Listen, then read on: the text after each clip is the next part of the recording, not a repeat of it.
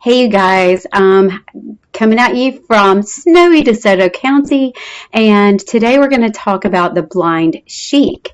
So, Sheikh Omar Abdelrahman, also known as the Blind Sheik, was a violently religious terrorist. He was born near the Nile and suffered from childhood diabetes, which rendered him sightless from childhood. He studied the Quran by using Braille, and as an adult, he managed to manipulate people into following his lead and hating certain groups of people. Americans were one of those groups.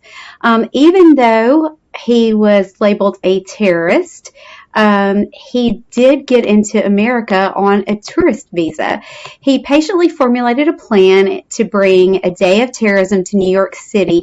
Fast forward to February 26, 1993, and a truck bombing took place at the World Trade Center.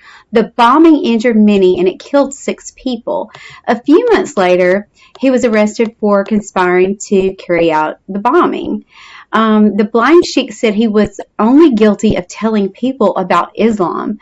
The 9-month trial took place, and although he was never on the stand during a trial, many recordings of his hate sermons were used. In 1995, he and his band of followers were found guilty of 48 out of 50 charges, and then he went to prison. Much like what we see in movies, he was still able to influence terrorist groups from prison.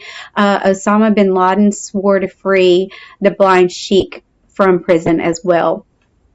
So the Blind Sheik wrote messages from prison regarding terrorism on the United States. He was able to get the word out that things still needed to happen, and so his influence was heavily seen on September 11, 2001 in those attacks.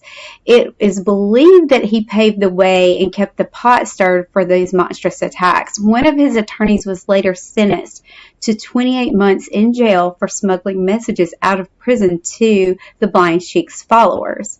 CNN's Peter Bergen wrote that the Blind Sheik was largely forgotten by American people after he went to prison.